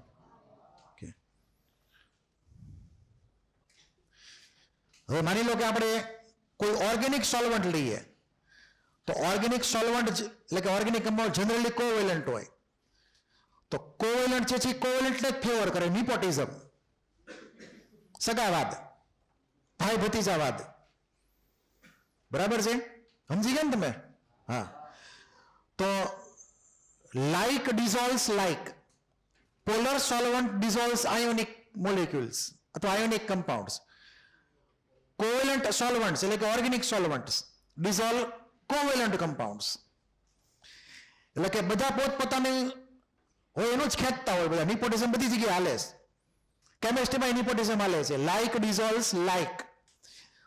તો અહીંયા આપણને કેટલાક ટ્રેન્ડ આપેલા છે. માની લો કે આપણે આલ્કલી મેટલના બે સોલ્ટ લઈએ અલગ અલગ અને સોલ્વન્ટ લઈએ કોઈ ઓર્ગેનિક સોલ્વન્ટ.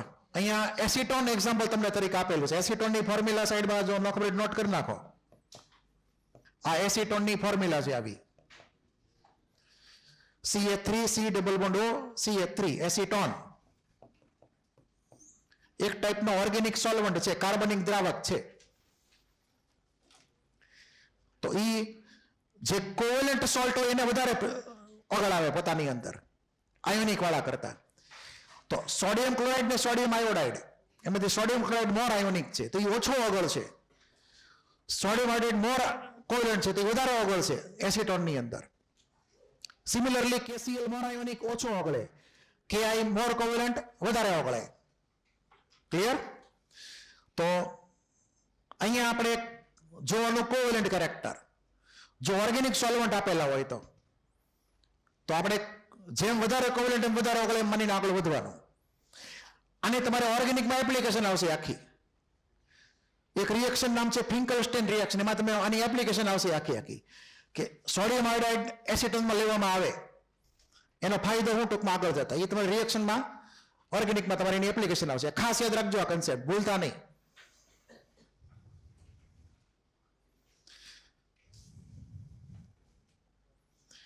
છેલ્લો પોઈન્ટ આ લગભગ છેલ્લો જ છે ને, હજી એની પછી છે એક, આ તો કાંઈ નથી. હાલો, હવે જો ટેમ્પરેચર વધે તો શું થાય કોઈ સોલ્ટની સોલ્યુબિલિટીનું? તો તમને એટલી ખબર હશે કે આપણે ઠંડુ પાણી લઈએ એમાં ખાંડ નાખીએ અને ગરમ પાણી લઈએ એમાં ખાંડ નાખીએ. ખાંડ વધારે કેમાં ઓગળે? ગરમ પાણીમાં ખાંડ વધારે ઓગળે. શું કા? તો કે ખાંડની ઓગળવાની જે પ્રોસેસ હતી એ એન્ડોથર્મિક હતી. કેવી હતી? આપણે લાસ્ટ લેક્ચરમાં વાત કરી હતી કે ખાંડનું સોલ્યુશન ઠંડુ હોય નોર્મલ વોટર કરતા, કેમ કે એનું ટેમ્પરેચર ઘટી ગયું, એન્ડોથર્મિક પ્રોસેસ હતી. એટલે તો આવા જેટલા બીજા બધા કમ્પાઉન્ડ હશે ઇન્ક્લુડિંગ સોલ્ટ, જો આપણને એન્ડોથર્મિક પ્રોસેસથી ઓગળતા હશે અને જો આપણે એને ગરમ કરીએ પાણીને તો એ વધારે પ્રમાણમાં ઓગળે. ક્લિયર છે? વધારે પ્રમાણમાં ઓગળે. તો અહીંયા લખેલું છે કે ઇફ ડિસોલ્યુશન એટલે ઓગળવું, એમ dissolution is endothermic, then solubility increases with rise in temperature. જેમ ટી વધે એમ સોલ્યુબિલિટી વધે, એટલે ખાંડ વધારે માત્રામાં ઓગળે. બરાબર? પછી બીજું હતું સોડિયમ ક્લોરાઇડ. સોડિયમ ક્લોરાઇડમાં થોડુંક ધ્યાન રાખજો અને ખાસમાં નોટ કરી લો સાઈડમાં કે સોડિયમ ક્લોરાઇડ જે છે એની ઉપર ટેમ્પરેચરની કોઈ ખાસ ઇફેક્ટ થતી નથી. આ સૌથી મોટું એક્સેપ્શન છે. solubility of NaCl is not much affected by temperature rise.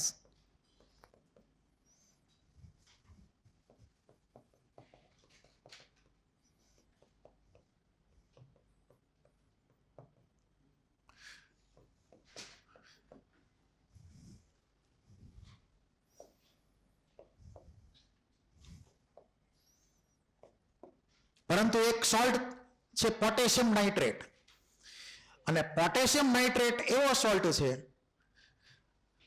કે જેનો તમે ગ્રાફ જોયો ને સોલ્યુબિલિટીનો ટેમ્પરેચરની આરે, તો રોકેટની જેમ સીધો ઉપર જ જતો હોય. અત્યારે મારે ખાલી ગ્રાફ તો છે નહીં અત્યારે, કેમ કે ટોપિક બીજા ચેપ્ટરનો આખો છે આખો, પણ તમે ખાલી કામચલાઉ યાદ તો રાખી જ શકો કે પોટેશિયમ નાઇટ્રેટ એવો સોલ્ટ છે કે જે ટેમ્પરેચર પર ખૂબ જ ડિપેન્ડ કરે છે. એટલે કે સોલ્યુબિલિટી ઓફ NO3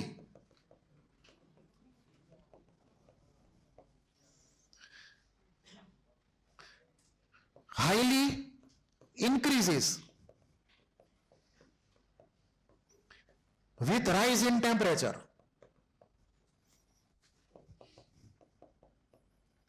આ બધા ટિપિકલ ફેક્ટ યાદ રાખતા રહેજો ધીમે ધીમે. ઇનઓર્ગેનિકમાં ક્યાંક ને ક્યાંક કોઈ ને કોઈ ફોર્મેટમાં ઉપયોગી થશે.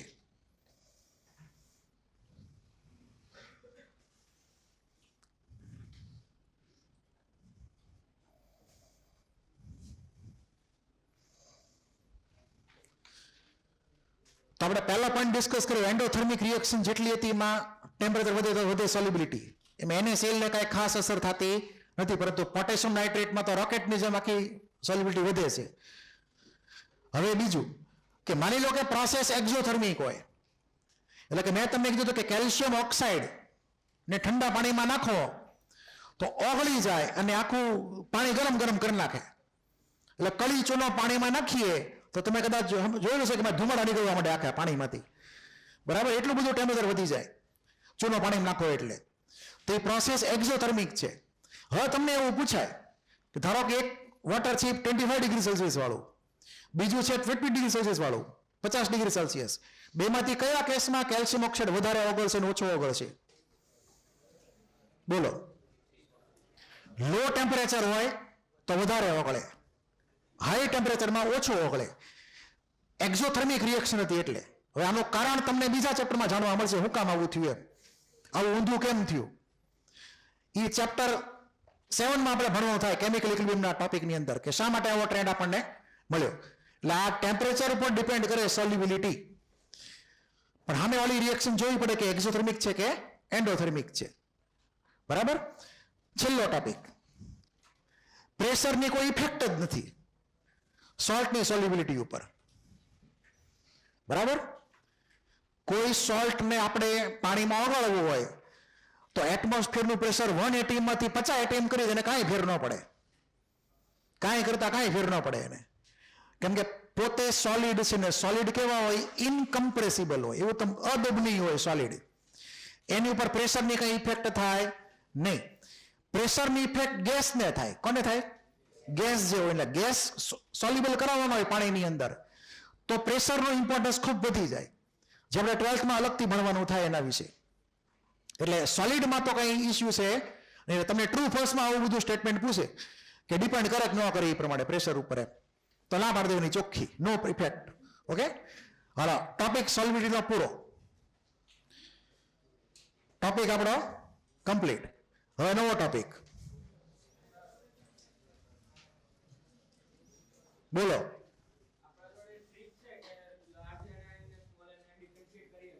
સોરી,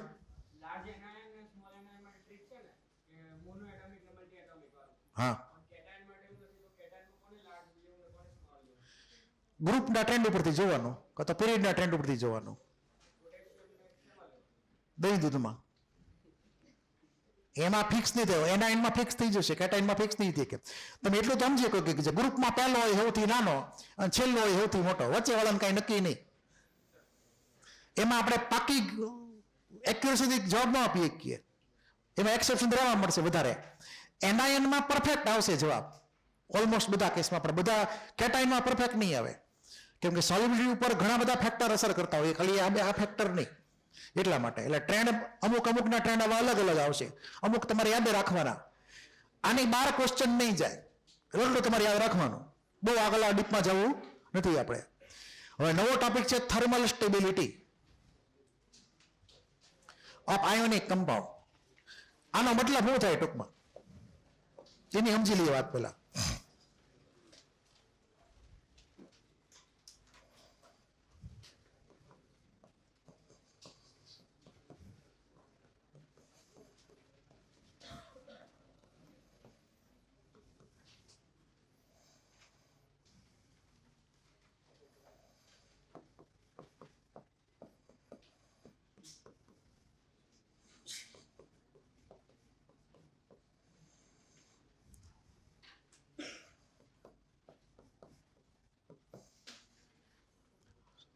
આપણે માની લો કે બે અહીંયા સોલ્ટ લઈએ, કાર્બોનેટ સોલ્ટ સમજવા હાટું. પહેલો છે બેરિલિયમ કાર્બોનેટ અને બીજો કેલ્શિયમ કાર્બોનેટ. આપણે બેયનું હીટિંગ કરીએ એટલે નોર્મલ ટેમ્પરેચર હોય 25 ડિગ્રી સેલ્સિયસ, નથી ગરમ કરતા જવાનું ધીમે ધીમે એને 1 ડિગ્રી વધારતા જવાનું, 25, 26, 27 એવી રીતે. તો માની લ્યો કે આ T1 ટેમ્પરેચરે આ રિએક્શન સ્ટાર્ટ થઈ ગઈ ડીકમ્પોઝિશનની. આ રિએક્શન છે ડીકમ્પોઝિશન એટલે કે વિઘટન પ્રક્રિયા છે, જેમાં એના સ્પેર પાર્ટ બધા છૂટા પડી જાય એ સોલ્ટના. એટલે આખો સોલ્ટ કેવો થઈ જાય? ડીકમ્પોઝ, વિઘટન પામે સોલ્ટ, સ્પેર પાર્ટ બધા છૂટા પડી જાય એના. તો આ બેકો3 જે છે એને હીટ કરીએ અમુક ટેમ્પરેચર T1 પછી, તો એમાંથી આપણને બેરિલિયમ ઓક્સાઇડ ને CO2 ગેસ રિલીઝ થાય. એવું ધારો કે આપણે અહીંયા એપ્લાય કર્યું કેલ્શિયમ કાર્બોનેટમાં, ધારો કે એમાં હતું ટેમ્પરેચર T2 થી વધી જાય ટેમ્પરેચર તો તરત આ રિએક્શન શરૂ થઈ જાય અને સોલ્ટના સ્પેર પાર્ટ છૂટા પડવા માંડે, એટલે કે ડીકમ્પોઝ થવા માંડે સોલ્ટ આખો. બરાબર? હવે અહીંયા T1 જે છે ઘણું બધું ઓછું છે T2 કરતા. હકીકતમાં T1 ની વેલ્યુ રફલી 100 ડિગ્રી સેલ્સિયસની આસપાસ છે અને T2 ની વેલ્યુ લગભગ 400 ડિગ્રી સેલ્સિયસની રેન્જમાં જાય છે. મતલબ કે વધારે કોણ ટકી શક્યું ટેમ્પરેચરની સામે? CS વધારે ટકી શક્યો ટેમ્પરેચરની સામે. એનું ડીકમ્પોઝિશન થયું નહીં જલ્દી, આપણે એને વધારે હીટ કરવો પડ્યો. તો એવો કોઈ કમ્પાઉન્ડ હોય કે જે ટેમ્પરેચર અમે લાંબો સમયથી ટકી શકે અને ફાઇટ આપી શકે, તો એવા સોલ્ટને તો કમ્પાઉન્ડ આપણે એમ કહેશું કે થર્મલી વધારે સ્ટેબલ છે. કેવો છે? થર્મલી સ્ટેબલ છે, એની ઉપર ટેમ્પરેચરની ઇફેક્ટ નથી થતી એના ડીકમ્પોઝિશન ઉપર, અથવા એને વધારે ઊંચું ટેમ્પરેચર જોઈએ છે ડીકમ્પોઝ થવા માટે. તો આપણે સમજવું એવું કે થર્મલ સ્ટેબિલિટી મતલબ એનું પોતાનું ડીકમ્પોઝિશન ટેમ્પરેચર એટલું વધારે ઊંચું હશે. તો આપણે અહીંયા કહી શકીએ કે થર્મલ સ્ટેબિલિટી કોઈ સોલ્ટ હોય અથવા કોઈ કમ્પાઉન્ડ હોય એ directly proportional to its decomposition temperature.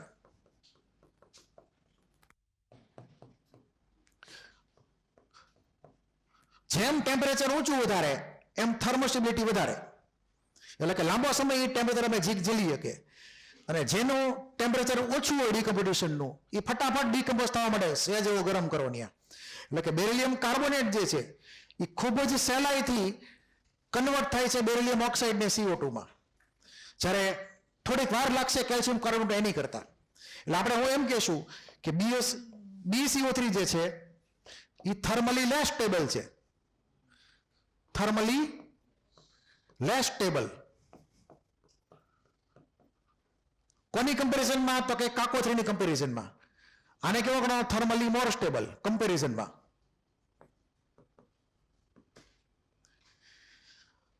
એટલે ધારો કે તમને આવા કોઈ ટેમ્પરેચર લખીને આપ્યા હોય કોઈ જગ્યાએ, કોઈ ક્વેશ્ચનમાં કે MCQમાં, તો તમે એની ઉપરથી સીધું કહી શકો કે થર્મોસ્ટેબિલિટી કોની વધારે કોની ઓછી. ન લખ્યું હોય તો ચિંતા નથી કરવાની, બીજા બધા રૂલ છે નક્કી કરવા હાટું. એટલે તો પહેલા નોટ કરી લેવા,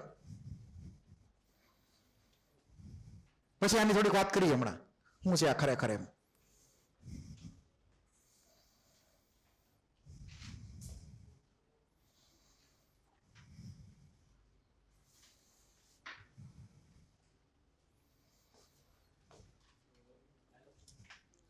આ લખવાનું છે એલા, પછી સમજાવું છે હું છે એ એકવાર લખી નાખો ફટાફટ.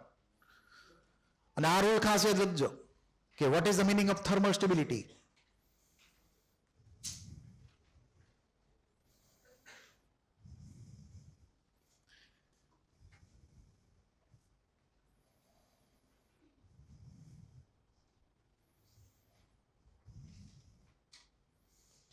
અહીંયા આપણે એને મેલ્ટ નથી કરાવવાનો, ધ્યાન રાખજો.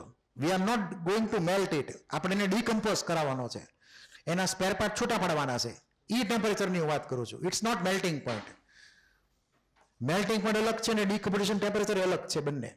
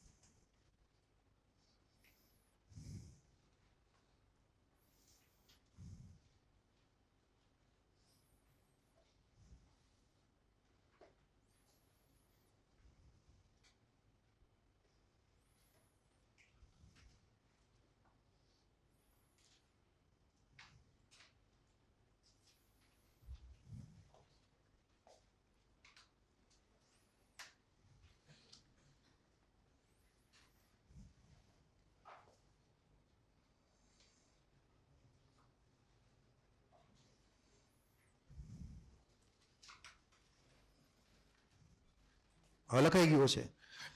અહીંયા એક વર્ડ આવે છે બાઇનરી કમ્પાઉન્ડ. બાઇનરી કમ્પાઉન્ડનો મતલબ એમ થાય કે એવો કોઈ સોલ્ટ હોય કે જેમાં માત્ર બે જ ટાઈપના એટમ આવેલા હોય, ત્રીજો કોઈ એટમ હોય જ નહીં એમાં. ધારો કે ઇમેજિન કરીએ બેરિલિયમ ઓક્સાઇડ.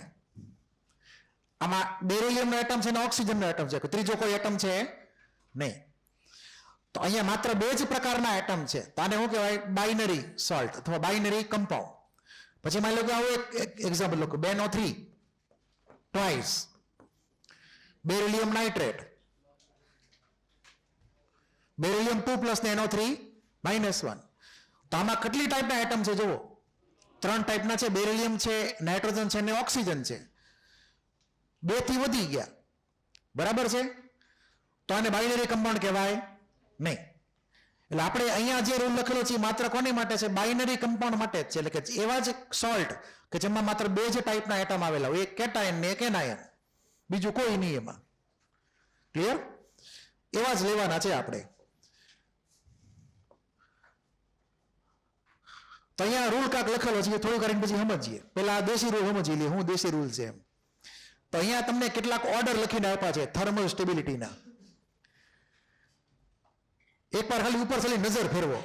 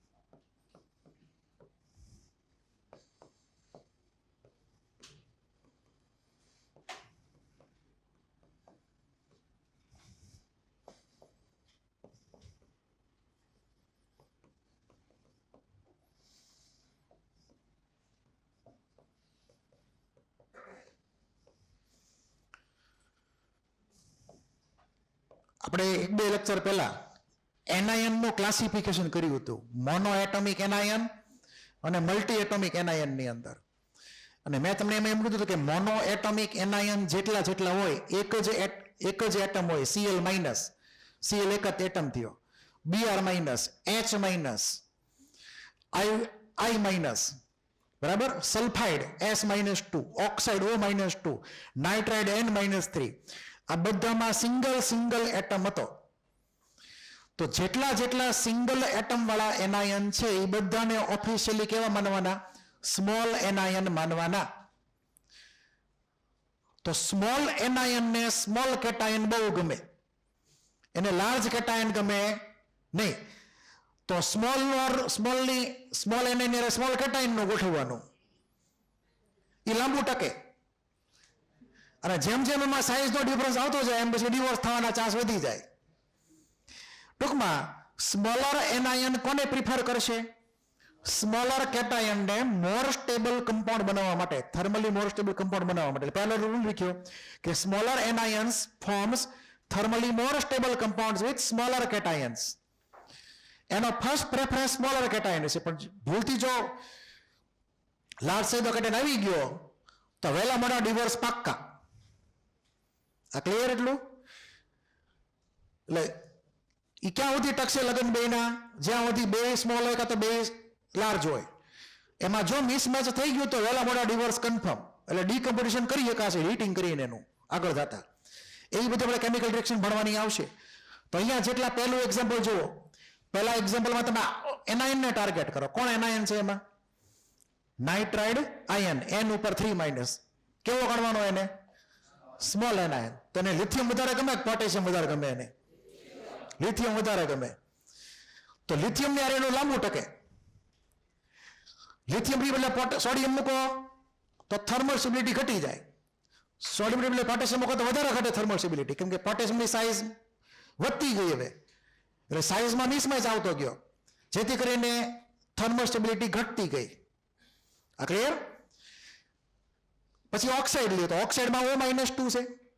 ઓક્સાઇડ નાનો એનાયન છે, તો એને નાના કેટાયન વધારે ફાવે. તો લિથિયમ થી તમે ગયા સીઝિયમ બાજુ, તો થર્મલ સ્ટેબિલિટી ઘટતી ગઈ. આ દરેકમાં તમારે એનાયન ચેક કરવાનો, એનાયન કયો છે. અને એનાયન સિંગલ એટમ વાળો હોય તો બધામાં જો ટ્રેન્ડ સરખા જ છે, ઘટે જ છે બધાની થર્મલ સ્ટેબિલિટી. આ ક્લિયર થઈ ગયું? નોટ કરી નાખજો. તમારે રૂલ યાદ રાખવાનો, સ્મોલ એનાયન ની અરે small cation more stable compound બનાવે. જેમ તમે આગળ જાઓ એમ થર્મલ સ્ટેબિલિટી ઘટતી જાય.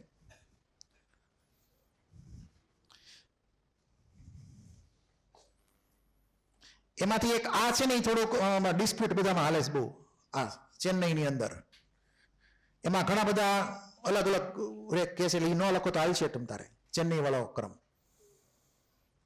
બાકી બધા રેગ્યુલર છે. લખવું હોય તો બાજુ ક્વેશ્ચન માર્ક મૂકજો, કેમ કે એમાં અલગ અલગ રીઝન્સ બધા આપે છે અને ટ્રેન્ડ થોડાક અલગ અલગ કે છે. એટલે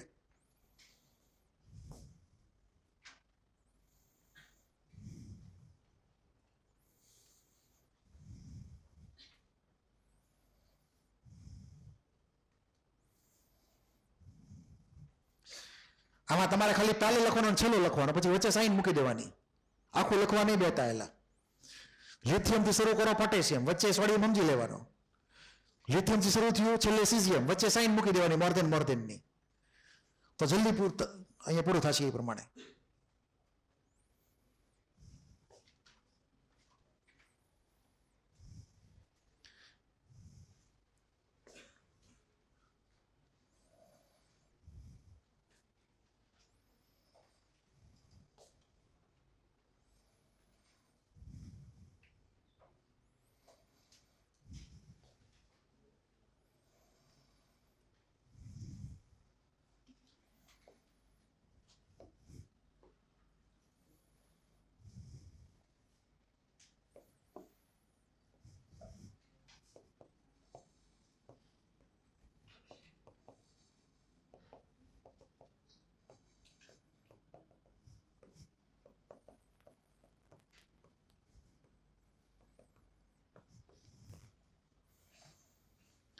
આ દરેકે દરેક ઓર્ડરમાં લેટિસ એન્થાલ્પીની અરે બધા ઓર્ડર મેચ થાય છે.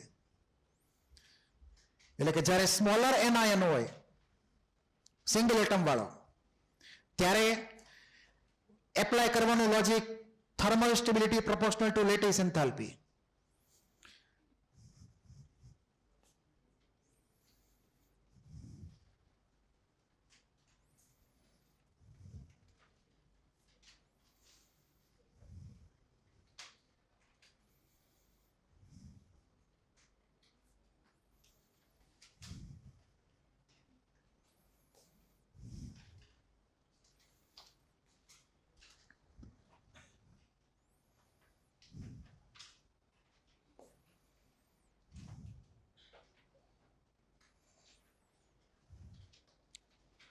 હજી 10 મિનિટની વાર છે.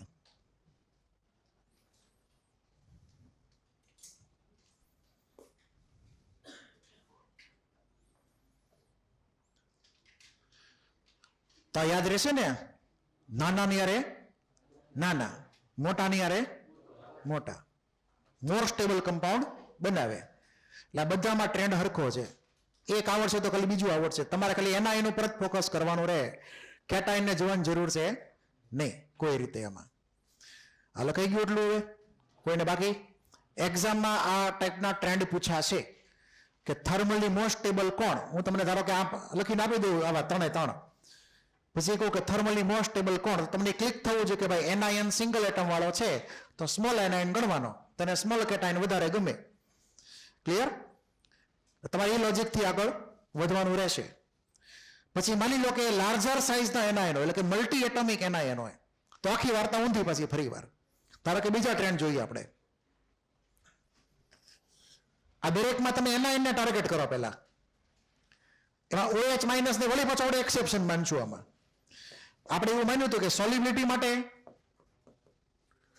OH માઇનસ ને આપણે સ્મોલ ગણેલો હતો. કેવો? સ્મોલ ગણેલો હતો. પણ જ્યારે વાત આવશે થર્મલ સ્ટેબિલિટીની, ત્યારે આપણે ફેરવી નાખવાનું, આપણે ફ્લેક્સિબલ રહેવાનું. OH માઇનસ ને કેવો ગણી લેવાનો? લાર્જ. તો ટ્રેન્ડ બધા તમને એમને એમ ગોખાઈ જાય હરખી રીતે. તો સોલ્યુબિલિટી પર્પસથી OH minus large small anion છે, પણ થર્મલ સ્ટેબિલિટી પર્પસથી જુઓ તો OH માઇનસ ને કેવો માનવાનો? મલ્ટી એટોમિક, એટલે કે લાર્જ એનાયન. તો દરેકમાં તમે એનાયન જુઓ તો દરેક એનાયન મોટા મોટા એનાયન છે બધા. પહેલો છે કાર્બન પરક્લોરેટ, સોરી ક્લોરેટ આયન, પછી nitrate OH minus, carbonate, nitrate, carbonate, OH minus, oxalate C2O4, sulphate, આ બધા મોટી મોટી સાઇઝના કેટાયન છે. બરાબર? તો એને કોણ વધારે ગમે? મોટો કેટાયન વધારે ગમે. તો તમે જુઓ, ધારો કે લિથિયમ થી શરૂ થયું, અહીંયા ઓર્ડર ઓફ થર્મોશિફ્ટી લિથિયમની સૌથી ઓછી છે. જેમ જેમ આગળ જતા જાઓ એમ સાઇઝ મેચિંગ થતું જાય તો સ્ટેબિલિટી વધતી જાય. તો સીઝિયમ ક્લોરેટ મોસ્ટ સ્ટેબલ બને આ બધામાં. એ જ પ્રમાણે નાઇટ્રેટમાં સમજીએ કાંઈ કે લિનો3 જે છે એ અનસ્ટેબલ છે. કેવો છે? અનસ્ટેબલ. પણ આગળ જતા જાઓ તો સીઝિયમ નાઇટ્રેટ મોર સ્ટેબલ થઈ જાય, કેમ કે સીઝિયમની સાઇઝ મોટી, નાઇટ્રેટની સાઇઝ મોટી. તો એ પ્રમાણે તમારે એપ્લાય કરીને આન્સર લાવવાનો રહેશે. લખી નાખો. બધા ટ્રેન્ડ સિમિલર જ છે, એટલે પહેલું છેલ્લું લખી નાખવાનું છે, વચ્ચે સાઇન મૂકી દેવાની જે થતી હોય. આ બધા ગ્રુપના ટ્રેન્ડ તમારે ગણવાના.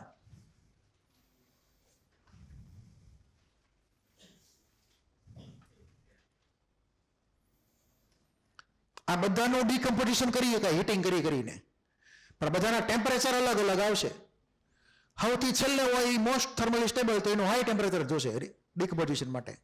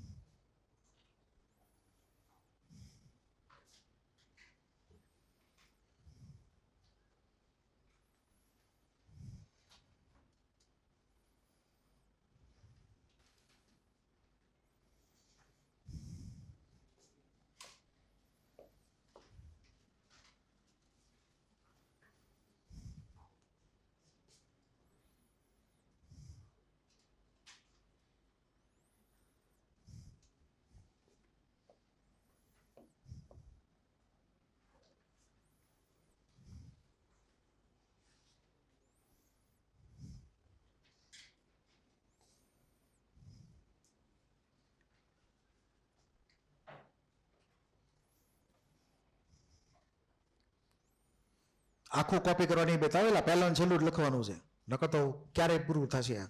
લખાઈ ગયું? હવે આમાં ગ્રુપ 1 ના કાર્બોનેટ પેલા ચેક કરી લઈએ. આ ગ્રુપ 1 ના કાર્બોનેટ છે, એમાં લિથિયમ ને મેં અલગ રાખ્યો, બાકી બધાને અલગ કરી નાખ્યા. આમાં તમારે એમ યાદ રાખવાનું છે કે આ લિથિયમ કાર્બોનેટ સૌથી અનસ્ટેબલ છે. જેવો ગરમ કરશો તરત એનું ડીકમ્પોઝિશન થઈ જશે, કેમ કે સૌથી મિનિમમ એની થર્મલ સ્ટેબિલિટી છે આલ્કલી મેટલના કાર્બોનેટમાં. પરંતુ સોડિયમથી શરૂ કરીને સીઝિયમ સુધીના બધા ગમે એટલા ગરમ કરશો, ચોખ્ખી ના ડીકમ્પોઝિશનની. ક્લિયર? એટલે કે આ એવા કાર્બોનેટ છે ગ્રુપ 1 ના, સોડિયમથી શરૂ કરીને સીઝિયમ સુધીના, જે ડીકમ્પોઝ નથી થવાના ઇઝીલી. બરાબર? આમાં જેટલા તમને કાર્બોનેટ દેખાય છે ગ્રુપ 2 ના કહેતા બીજા કોઈ પણ ના કાર્બોનેટ આગળ જતા, આખા પીરિયોડિક ટેબલ એલિમેન્ટના કાર્બોનેટ લઈ લો, એને હવે આ એકલાને રાખો ગ્રુપ 1 વાળાને. તો સોડિયમથી સીઝિયમ જે છે એ સહેજે તે ડીકમ્પોઝ નહીં થાય ગરમ કરો તોય તે. મતલબ એ લોકો હાઈલી સ્ટેબલ છે, હાઈલી સ્ટેબલ. ડીકમ્પોઝિશન ઇઝીલી થતું નથી. એની સામે ગ્રુપ 2 વાળા જે છે એ ડીકમ્પોઝ થઈ જ જાય છે બધા. આ ડુ નોટ ડીકમ્પોઝ, બરાબર, પણ આ બધા ઇઝીલી ડીકમ્પોઝ હીટિંગ કરવાથી.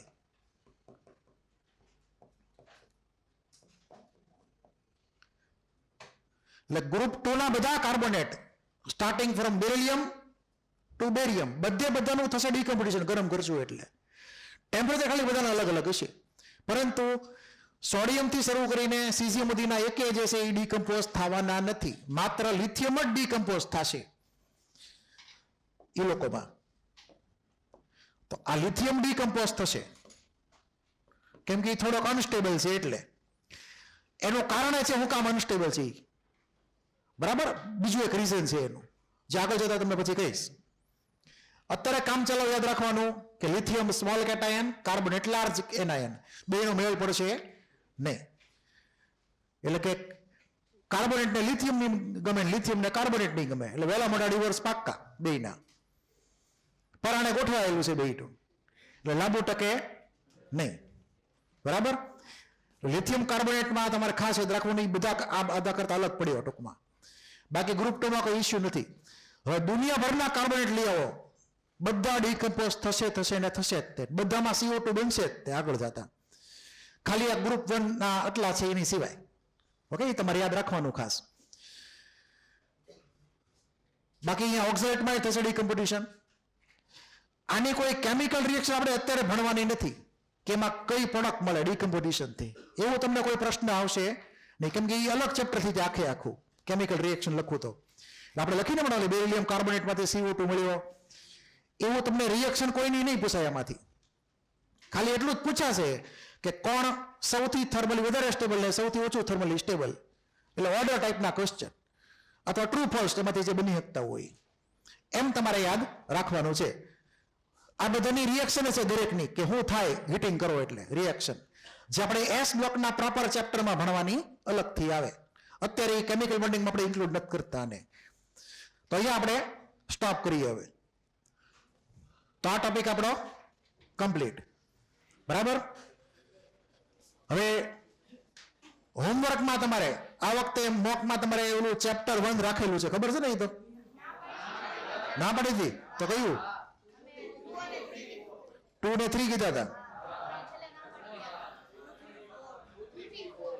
2, 3, 4 કીધા છે. હા, તો તમારામાં 2, 3, 4 બસ.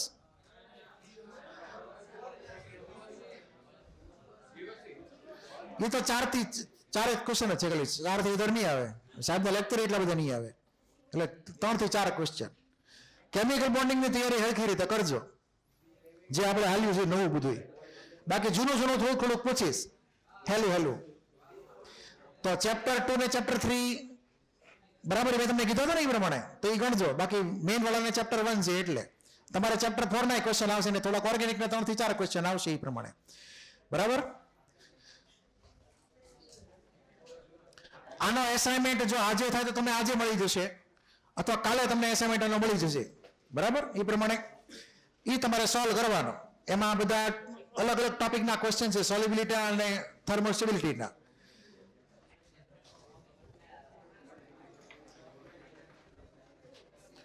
અને બીજું અવસ્થિમાં જે ફજનનો ટોપિક હતો એમાં બીજા બધા વચ્ચે મેલ્ટિંગ પોઈન્ટના પ્રશ્નો હતા, એ બધા હવે તમે કરી શકશો થર્મોસ્ટેબિલિટીના. આપણે ટોપિક હાલી ગયો એટલે એ તમારે અવસ્થિ નહીં, જયસ્વાલ, એ ફજનનો ટોપિક તમારે કમ્પ્લીટ કરવાનો. હવે આના પ્રોપર ક્વેશ્ચન તમને જયસ્વાલમાંથી ડાયરેક્ટલી નહીં મળે, કેમ કે S બ્લોકમાં ઘણા બધા ક્વેશ્ચન છે એના. એટલે હું તમને અલગથી જ એસાઇનમેન્ટ આપવાનો છું. આજે થાય તો આજે જ તે, નગર કાલે. ઓકે.